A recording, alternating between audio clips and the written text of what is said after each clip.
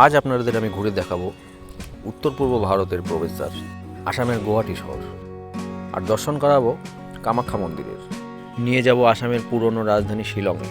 তো ভিডিওটি একটুকু স্কিপ না করে পুরোটা দেখুন। আমরা যখন গুয়াহাটি স্টেশনে পৌঁছলাম, ঘড়ির কাঁটায় তখন সকাল 5:30। গুয়াহাটিতে বেশিরভাগ থাকার জায়গাগুলো পল্টন বাজারে, যেটা স্টেশন থেকে ঢিলছোড়া দূরত্বে। তাই পল্টন বাজার যাওয়ার জন্য আপনাদের 7 নম্বর প্ল্যাটফর্ম দিয়ে নামতে হবে, যেটা আপনাদের পৌঁছে দেবে পল্টন বাজারের দিকে। পল্টন বাজারে কম থেকে বেশি বাজেটের মধ্যে অনেক হোটেল আপনারা পেয়ে যাবেন, যার মধ্যে আমরা থেকেছিলাম এই সরাই লজে, যেটি তিরুমালা ধাবার ঠিক পাশে। আমাদের নেক্সট ডেস্টিনেশন ছিল কামাখ্যা মন্দির। আর কামাখ্যা মন্দির যাওয়ার জন্য পল্টন বাজার থেকেই এরকম ইলেকট্রিকের বাসগুলো পেয়ে যাবেন, যার ভাড়া মাত্র 20 টাকা। এটি আপনাদের কামাখ্যা মন্দিরের প্রথম গেটে পৌঁছে দেবে।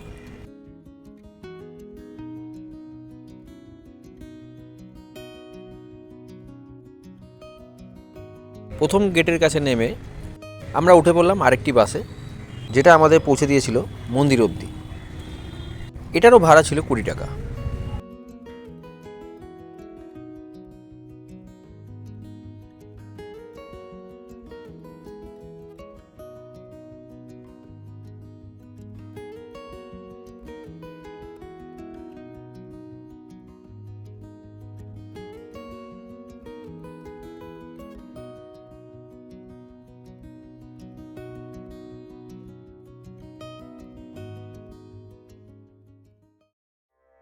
মন্দিরের ঠিক আগে এই বাজারে আপনারা পুজোর সমস্ত সামগ্রী এবং অন্যান্য জিনিস পেয়ে যাবেন, আর দোকানগুলোতে জুতো রাখারও ব্যবস্থা আছে। কথিত আছে, বিষ্ণুর সুদর্শন চক্র যখন সতীর দেহ ছিন্ন বিচ্ছিন্ন করেছিল, তখন মায়ের যোনিদেশ পড়েছিল এখানে। প্রত্যেক বছর লক্ষ লক্ষ মানুষের সমাগম ঘটে এই মন্দিরে।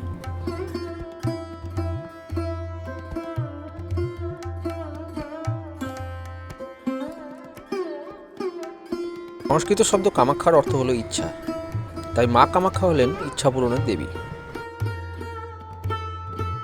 কামাখ্যা মন্দির হলো তন্ত্র সাধনেরও একটি অন্যতম পীঠস্থান। গুয়াহাটিতে আরও অনেক ট্যুরিস্ট স্পট আছে, যেগুলি একদিনে কোনোভাবেই দেখানো সম্ভব নয়, তাই গুয়াহাটি এলে হাতে 2 দিন সময় নিয়ে আসতে হবে।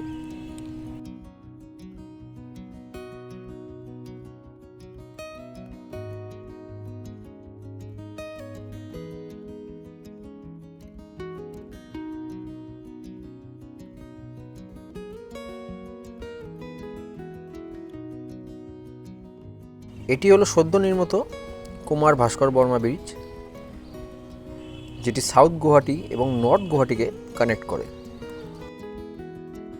গুয়াহাটিতে ব্রহ্মপুত্র নদের মাঝে অবস্থিত পৃথিবীর সবচেয়ে ক্ষুদ্র জনবসতিপূর্ণ রিভার আইল্যান্ড উমানন্দ আইল্যান্ড, যেখানে একটি 300 বছরের পুরনো শিব মন্দির আছে। আর এই শিব মন্দিরে পৌঁছানোর জন্য স্টিমার এবং রোপওয়ের ব্যবস্থাও আছে।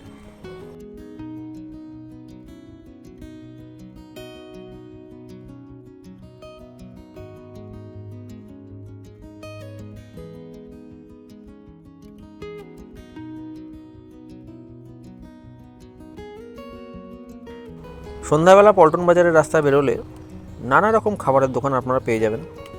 পল্টন বাজারে যদি কেউ থেকে থাকেন, এগুলো মিস করবেন না। গুয়াহাটিতে আজ আমাদের দ্বিতীয় দিন, আর আজ আমরা যাচ্ছি শিলংয়ে। আপনারা পল্টন বাজার থেকে শিলং যাওয়ার জন্য গাড়ি পেয়ে যাবেন। শেয়ার গাড়ি করে গেলে পার হেড 300 থেকে 500 টাকা, আর প্রাইভেটলি গেলে 3500 টাকার মতো।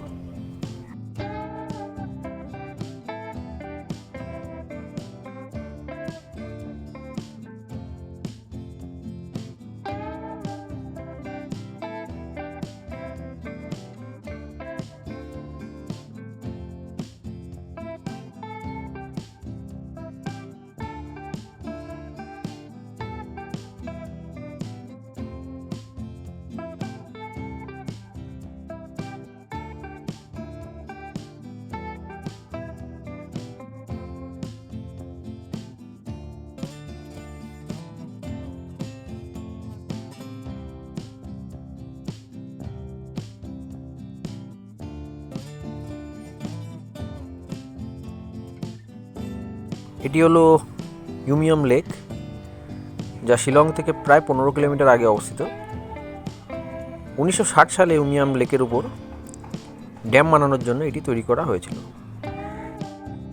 শিলং যাওয়ার পথে এই লেকের শান্ত সৌন্দর্য একরকম শান্তি দেয়।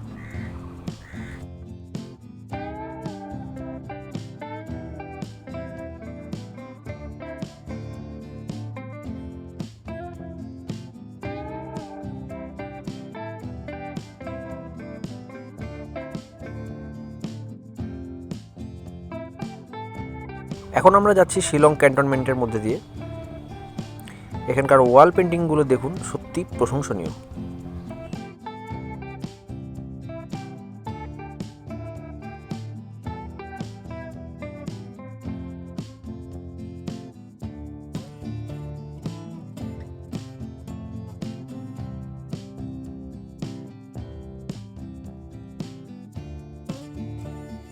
আমরা পৌঁছে গেছি শিলংয়ে। আর এই গাড়ি স্ট্যান্ড থেকে গুয়াহাটি ফেরত যাওয়ার সমস্ত গাড়ি পেয়ে যাবেন। এখন আমাদের পরবর্তী spot Lady Hydari Park. Lady Hydari Park যাওয়ার জন্য প্রথমে আপনাদের বারিক পয়েন্ট বাস স্টপে আসতে হবে। এর পাশ দিয়ে যে রাস্তাটি গিয়েছে সেখানেই আছে লেডি হায়দারি পার্ক। এই হলো লেডি হায়দারি পার্ক, যার বর্তমান নাম কা ফান নোংলাইট পার্ক।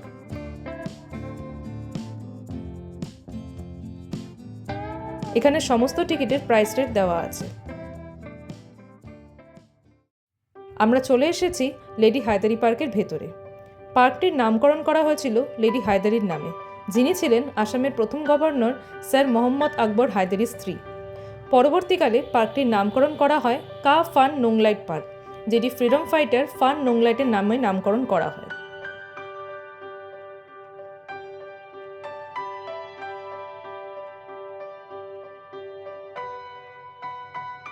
এখানে একটি ছোট জুও আছে, যেটি সেদিন কোনো কারণে বন্ধ ছিল। এই পার্কটি তার অপূর্ব সুন্দর জাপানিজ স্টাইল ল্যান্ডস্কেপিংয়ের জন্য বিখ্যাত। চলুন এবার আপনারা উপভোগ করুন সেই সুন্দর দৃশ্যগুলো।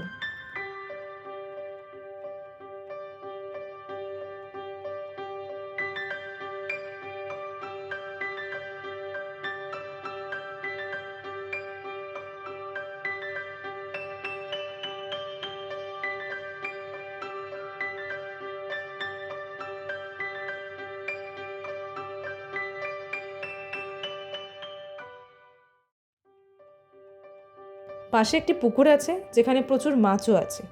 আপনি চাইলে মাছদের খাওয়াতেও পারবেন।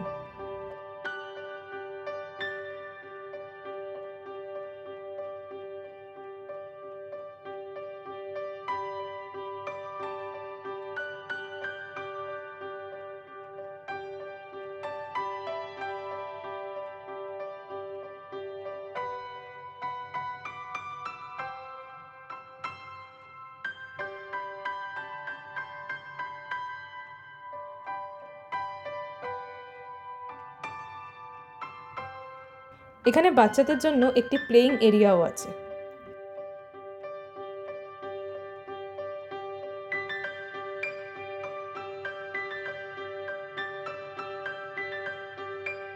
সব মিলিয়ে লেডি হায়দারি পার্ক যেন শিলংয়ের বুকে এক টুকরো সবুজ স্বর্গ।